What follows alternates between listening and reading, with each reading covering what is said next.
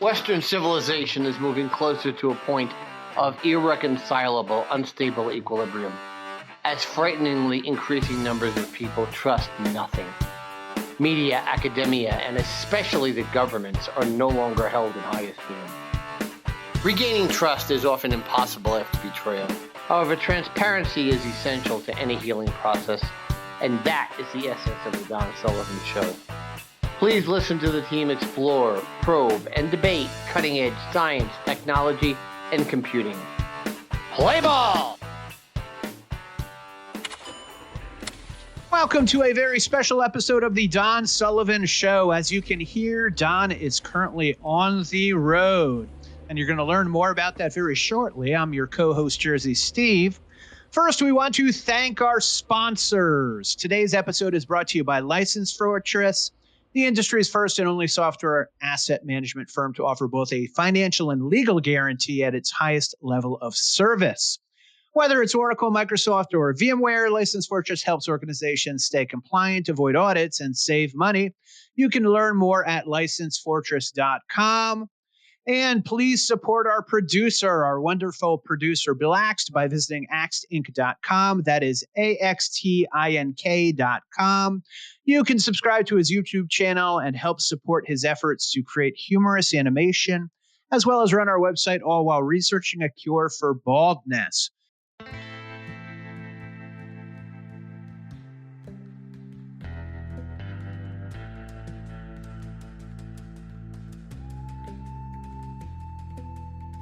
Hi folks, welcome back to the Don Sullivan Show. This is Don, and as you have become accustomed to, I'm in interesting and sometimes precarious places when we record these episodes. And today, I am on a backpacking tour, actually me and just a guide, inside of Yellowstone National Park particularly, or specifically, in the eastern section southeast of Yellowstone Lake, and it is about 40 degrees and it's been pouring rain all day. And so this particular episode, we wanted to talk about living in the world's biggest zoo, Yellowstone National Park. By the way, we did see about 45 minutes ago, before we set up tents here in the pouring rain, we did see 3 bears. Weren't sure if they were black bears or grizzly bears. They all looked young. They were bouncing around quite a bit in the meadow about a quarter mile from us. We successfully convinced them to go elsewhere, and we passed safely. And I saw a few other stray animals as well, but this is a bit of a rough one. I'm pretty cold and extremely wet. It's been raining all day, and we'll see how this next 6 days go. I will be recording every detail that I can, at least as long as the recorder holds up within the rain. I'm trying to keep it dry. But again, this episode is specifically about living in the food chain in the world's biggest zoo inside the world's biggest supervolcano. It's an absolutely magnificent place of incredible interest. Everything that could possibly interest a scientist is here, whether it's botany or biology of big animals, biology of small animals, whether it's geology, volcanology, paleontology. There is so much that happens here at the crown of the North American continent. Did you know? Of course you didn't. That's why you are tuned into the Don Sullivan Show. There are actually rivers that flow in 8 different directions. It's the only place in the world where a specific designated place, that is, that rivers flow from Yellowstone northeast, west, and south. Whether it's the Yellowstone River flowing north, the Snake River flowing south, the Madison River and others flowing to the west. Yellowstone also really goes northeast towards the Missouri. And the Larimer going completely east is also the Gardner, and a number of others that go north as well. So incredible place. I'm going to do a whole series on Yellowstone itself. That most brilliant idea of President Ulysses S. Grant in 1972 to utilize the Antiquities Act and declare Yellowstone to be a national park before Teddy Roosevelt and friends created the National Park Service. So the world's first national park, and right now I'm in it, cold and wet and part of the food chain, hopefully not being stalked by those 3 bears that we saw 40 minutes ago. So I'll get back to you. So folks, we're here and the next morning, and there's a fog hanging over the valley. It was an amazing effect yesterday that we saw more grizzly bears than we saw people. And my intrepid guide Brian here has sort of set up the drying area. Fortunately, it stopped raining. Fog all over the place, sitting in the valley somewhere east of Yellowstone Lake, which I don't really understand where exactly we are. I know we are nowhere near anything that resembles any other aspect of humanity. But we're going to talk today about all kinds of things. And hopefully Brian will give me a couple of comments as we walk along the non-rainy path through the eastern portion of the Thoroughfare Trail in the world's largest supervolcano, which is also the world's largest zoo. So I'm looking out over the valley, don't see the bears. We're going to have to cross a couple of streams, which the bears are probably near. They may or may not have been stalking us last night. They seemed quite young and interested in us, but they were cute as well as obviously highly dangerous. Brian here has to walk down a really steep ravine here to get some water to make me tea, which I appreciate enormously, but I more appreciate the fact that it's not raining. This might be a little bit too much for me, folks, but we're going to see over the next 5 days. So I'll get back with you. Hi again, folks. Checking in.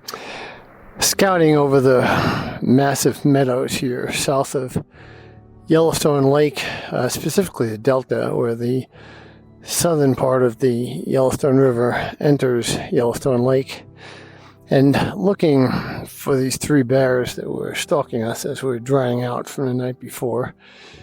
Clouds are building, but the GPS forecast today seems to indicate that we're going to be fine for a while. But I am looking for these bears. We're going to have to walk right through where we saw them running into the woods yesterday. I have, by the way, just for the edification of the Don Sullivan Show audience, I have asked during our exaltations of them to leave us alone.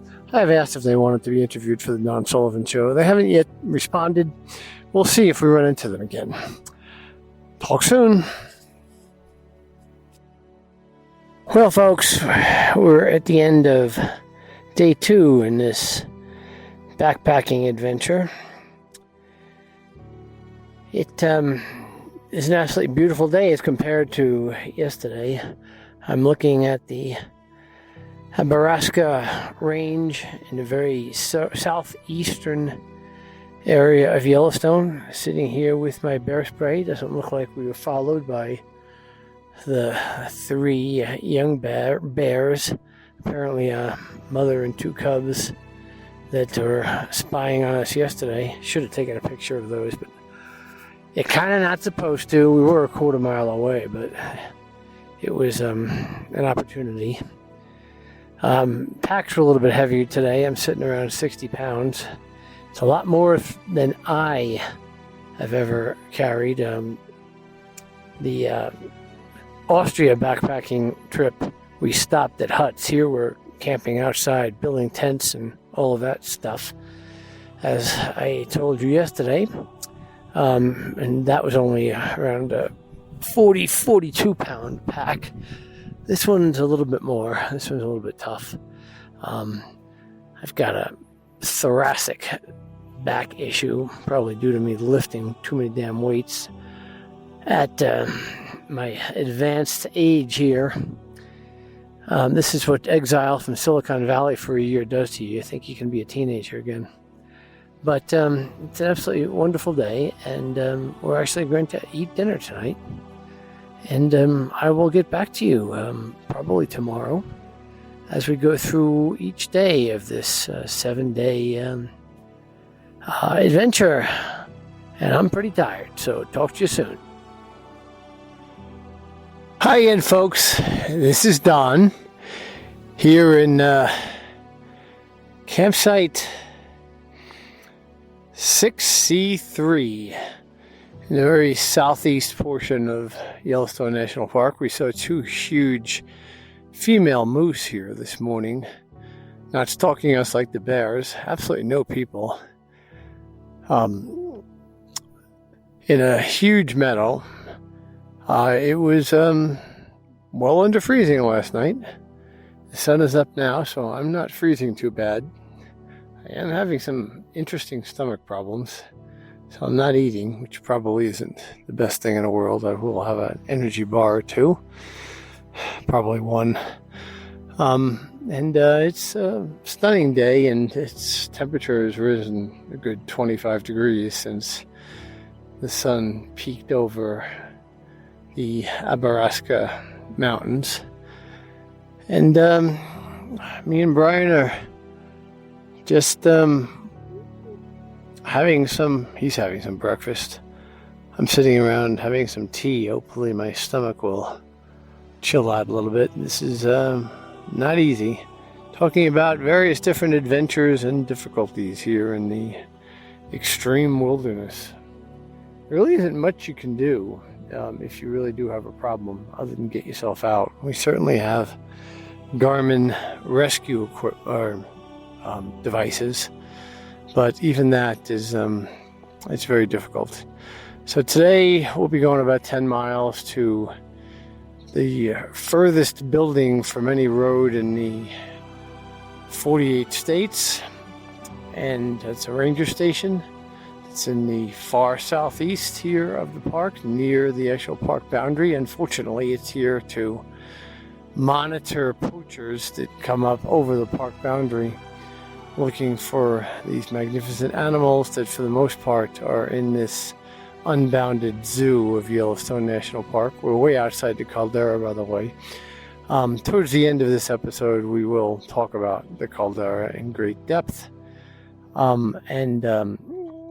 And we'll talk about plenty of other stuff as we move along. But right now, fortunately, it's getting warmer, and I feel a little bit better here on day 3 of this episode of the series of adventures with Don and the Don Sullivan Show. So again, probably talk to you tonight, and Steve may have some comments and some music in between for you. So folks, here I am back, and we have made it to the Thoroughfare Creek campground, designated by an obscure cryptic methodology used by the Park Service probably for the last 100 years or so, I would guess. And we're in a campsite that is used by lots of different outfitters who come here with lots of horses, and that's all very evident. And we're, very interestingly enough, sitting right on the creek, which really is a short river, at the very bottom of Yellowstone National Park itself. And we're in a campsite that has very tall ponderosas. And it's a very interesting thing going on right now, that we have the squirrels, dozens of them probably, knocking down acorns off of the trees. And they are bombing us with them. They hit the ground pretty hard. A couple of them very, very close to me. But then they, all of a sudden, about 10 minutes ago, they just stopped. So unlike all of you loyal listeners of the Don Sullivan Show from Silicon Valley, they seem to actually have a stopping time at night.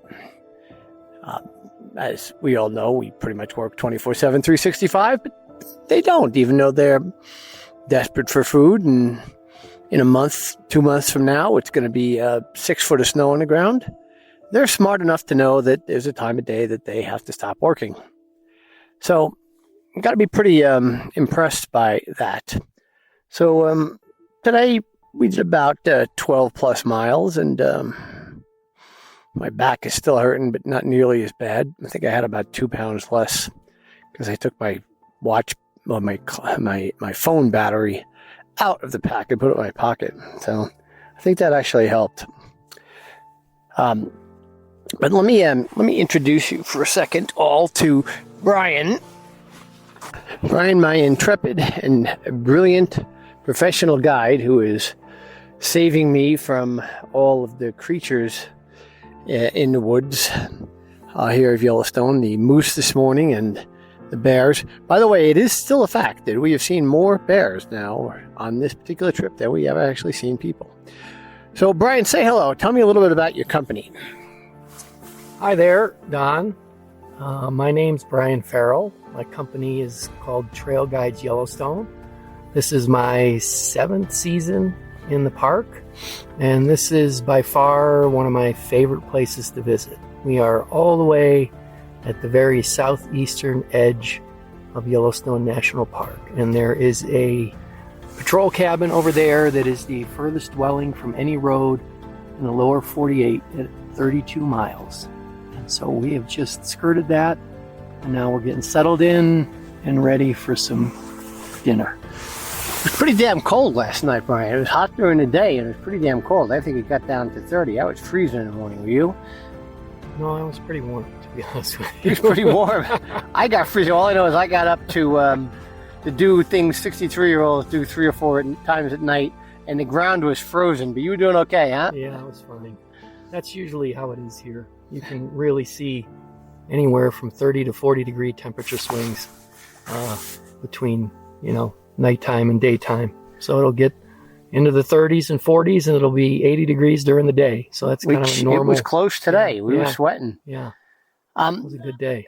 Brian, I would like to ask you, though, this is not what people think of as Yellowstone here. People think of Yellowstone as Old Faithful and Yellowstone Canyon and geysers everywhere and herds of bison, although I'm thinking given that last mile we walked, there was probably at some point herds of bison around. There was enough divots in the ground.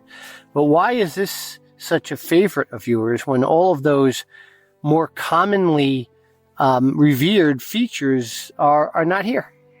That's exactly why. I like the park really is very diverse, and I think that's what makes it so special. You've got thousands and thousands of geysers and thermal features, but you've also got these really remote places that are away from and off the beaten path, and not the the tourists are a big part of it, and we have to cater tolerate to the tourists. Them. Yeah, tolerate exactly. them. Yeah. But these places to me are very special because, as you can testify today, and we haven't seen anybody for 2 days. We haven't seen a single person in 2 days. Yeah. As I said at the beginning of this little segment, we've seen more bears than we have people. Yeah. Which, and for me, folks, this is an amazing thing. This is 17 years that I have gone easily in which I do not know what happened in the New York Yankees game last night. But that's it. I don't mean to digress. Brian's laughing. He doesn't believe me, but you all, the vast audience of come out here. The vast audience of the Don Sullivan Show knows damn well exactly what I'm saying. Well, what's the name of your company again, Brian? Tell everybody, because if you want to come out and do a very unique, really interesting and tough, but Brian's a pretty gentle guy, and he really has had everything set up for me, and he's dragging me along and not telling me that I'm going too slow during the day, which I know I am because my back's freaking killing me. So he's a wonderful guide, and this is a wonderful company. Tell me again the name of your company. So the name of the company is Trail Guides Yellowstone. You can find me at trailguidesyellowstone.com. And trips like this, we can pretty much take care of you from A to Z. So if you don't have your gear, you don't have anything, we can set you up, and and put you on the right path. And Don had some of his own stuff, and we made up for things like with food and those types of things, but we can really take care of you if you don't have anything and give you one hell of an experience. And to testify to that, I'm about to go enjoy some Mexican-style rice and beans with some kind of freeze-dried meat. I don't know what it is, but it's pretty good, especially after you've walked 12 miles in about 6 hours during the day. So, all right, folks. Well, this is day 3. Hopefully, we're halfway through. Hopefully, I'll make it back, and we'll give you some updates as we go along. Talk to you soon. It's day 4, folks. The end of day 4, I should say. The sun is setting. We are near the southeastern portion of Yellowstone Lake. Hiked about 9 miles today at the campsite designated as SD2, and according to the rather cryptic campsite designations they have for the park. We actually saw a person today, interestingly enough. He looked a bit disheveled, to be honest, and seemed to be going long distances and not the best shape. Wasn't sure about his state of mind or state of health, but it was actually a person. Which is the first person we'd seen in 3 days.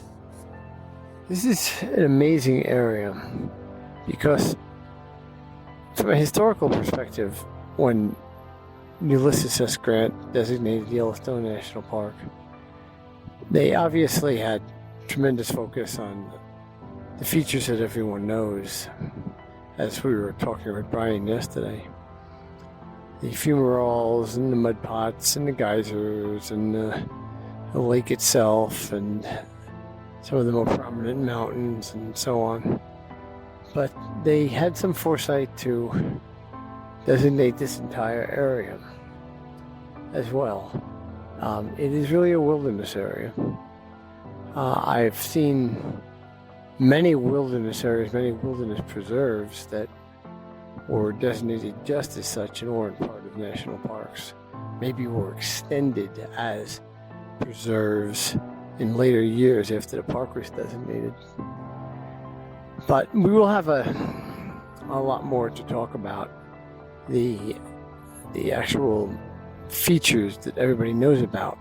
Because as I said at the beginning, Yellowstone, it may not be my favorite national park.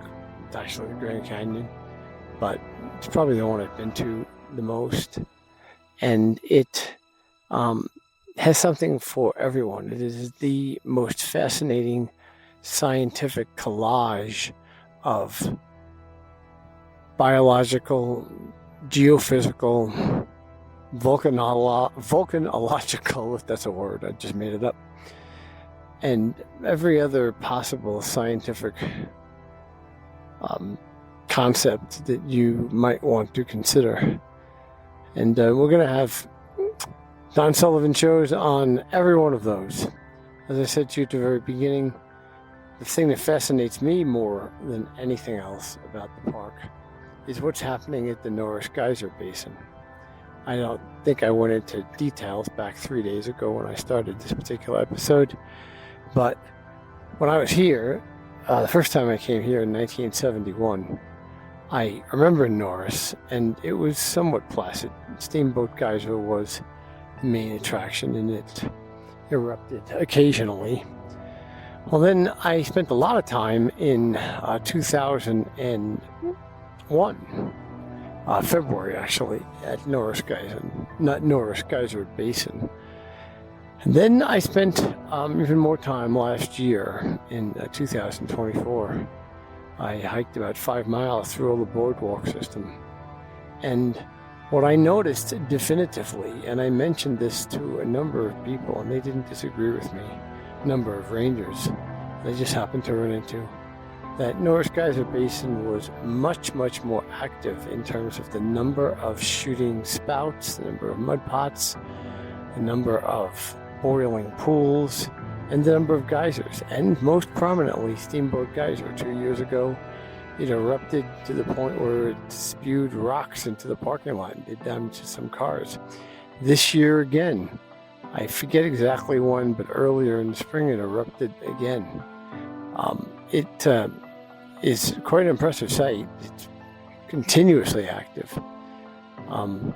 But the eruptions themselves are enormous, which means that for whatever reason, there's thousands of earthquakes a week here in Yellowstone. They're small, and it all has to do with the magma chamber 15 miles plus underneath the Yellowstone supervolcano.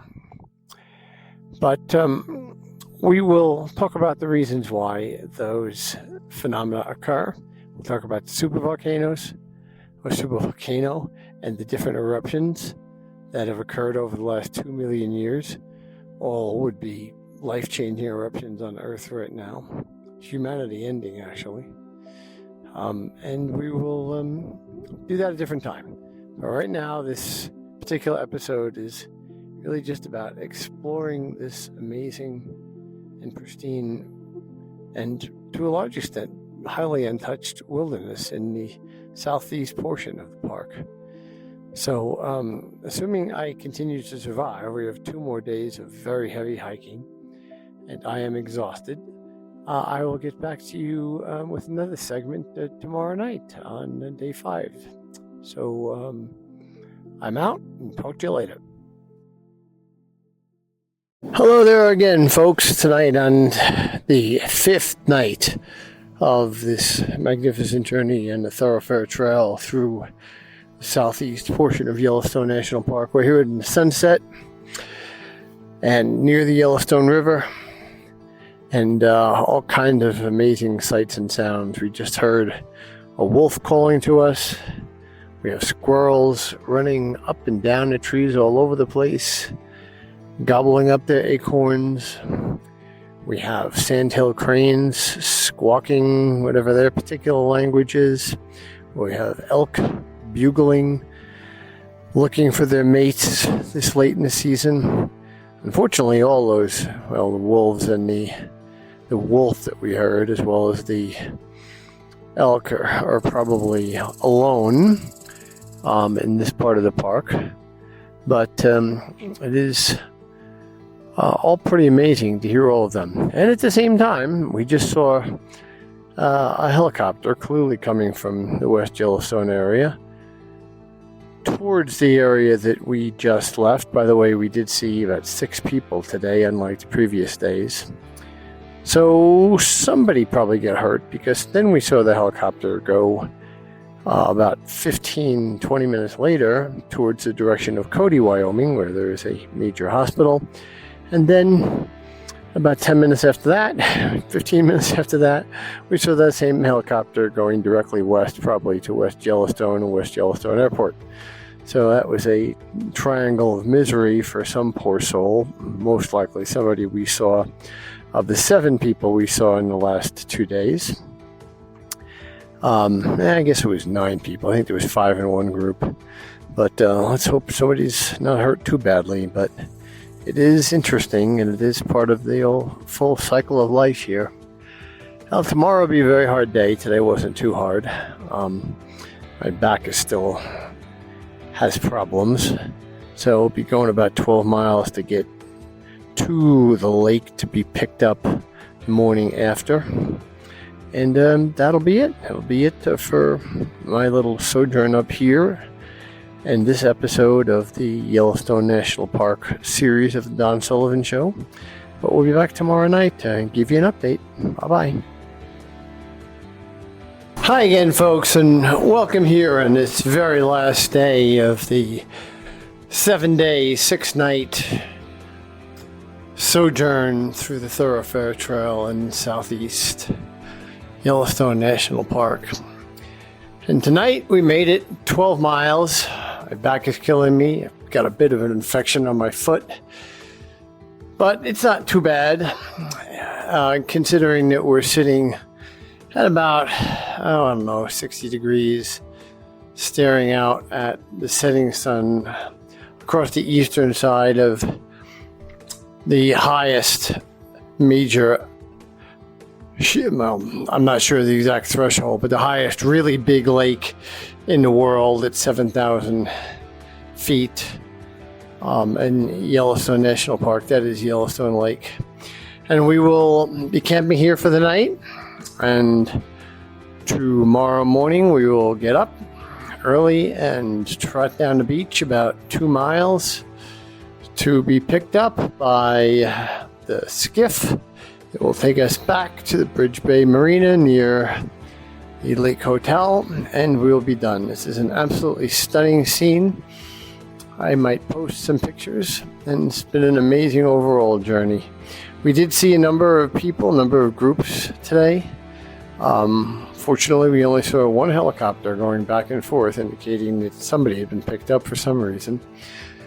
But there is, to conclude this episode of the Don Sullivan Show, there is an enormous amount of area in this country, particularly in the parks, that is pristine and is wonderful. It is wild. It is the Serengeti of the United States. It may be limited in the fact that it's somewhat bordered.